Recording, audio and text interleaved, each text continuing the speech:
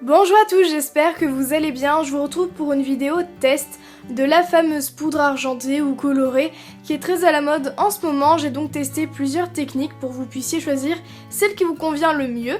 Je viens tout d'abord appliquer ma base, comme d'habitude qui va servir de bouclier de protection contre les pigments du vernis, surtout que là on va utiliser du semi-permanent qui risquerait d'abîmer encore plus les ongles si on n'en applique pas.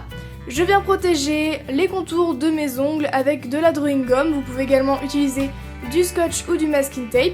J'ai préféré faire cette étape pour éviter d'avoir trop de nettoyage puisque la poudre accroche pas mal sur la peau. Et au final j'ai bien fait même si j'en ai mis un petit peu autour. J'ai décidé d'appliquer ensuite un vernis noir totalement classique sur mes 3 premiers doigts. Je n'en mets pas sur l'auriculaire et sur le pouce puisque j'ai voulu tester avec vernis noir et sans vernis noir pour pouvoir voir la différence. Et on passe du coup à la toute première technique qui est la plus simple et c'est celle qui demande le moins de matériel. J'ai donc laissé sécher presque entièrement mon vernis noir et tant que ce n'est pas encore sec, tant que le vernis est encore collant, je vais prendre ma poudre ainsi que l'embout applicateur et je viens frotter sur mon ongle. Et comme le vernis est encore collant, logiquement ça colle et ça marche plutôt pas mal. On passe ensuite à la deuxième technique, j'ai voulu tester avec de la colle à foil qui est une colle spéciale qui sèche à l'air libre. Il y en a également qui doivent passer sous lampe UV mais celle-ci sèche normalement. J'ai testé avec vernis noir et sans vernis noir et vous voyez une fois que la colle est transparente ça colle bien et on peut appliquer la poudre et ça marche plutôt pas mal. On n'oublie pas la tranche de l'ongle également sur les côtés pour éviter qu'on voit le vernis noir à travers, n'oubliez pas. Et on passe ensuite à la troisième technique qui est la technique que tout le monde fait. J'ai pris du top coat semi-permanent que je vais appliquer sur un ongle avec vernis noir et un ongle sans vernis. Une fois qu'il est appliqué, je vais venir passer 2 minutes sous lampe UV et je ne viens pas dégraisser puisqu'il faut que ça colle encore un petit peu.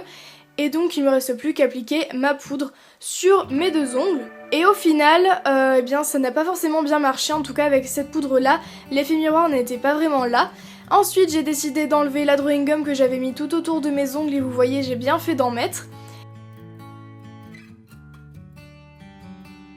J'ai voulu tester avec 2 top coats différents, donc un top coat classique et au final l'effet miroir disparaît un petit peu donc c'est vraiment dommage et ça tient beaucoup moins longtemps. Tandis qu'avec le top coat semi-permanent, l'effet miroir est conservé, donc ça c'est juste super cool, mais bien sûr il n'y a pas tout le monde qui peut avoir du top coat semi-permanent et encore moins une lampe UV chez soi, surtout si on débute le nail art.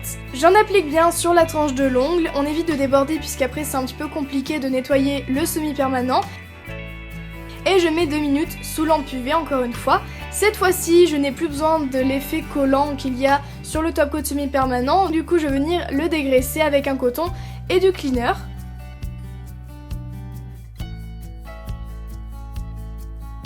Je viens nettoyer un petit peu les contours avec de l'acétone et un pinceau plat pour surtout rattraper les contours et éventuellement enlever un petit peu tout ce qui aurait pu déborder. Je vous conseille bien sûr de passer un coup sous l'eau avec du savon et une brosse et tout partira normalement. Et voilà, du coup j'espère vraiment que cette vidéo vous a plu. Pour conclure, l'effet qui est le plus satisfaisant, en tout cas pour ma part, c'est avec la technique la plus simple et qui demande le moins de matériel, c'est-à-dire la première technique avec un vernis classique pas tout à fait sec. Au final, la version avec le semi-permanent, c'est celle qui marche le moins par rapport aux autres techniques. Et il n'y a pas vraiment de différence entre ongles avec vernis noir et ongles sans vernis. Et pour le top coat, vaut mieux appliquer un semi-permanent pour conserver l'effet miroir. En tout cas, tous les produits sont en barre d'infos, je vous invite à y aller. Quant à moi, je vous retrouve très bientôt pour une nouvelle vidéo.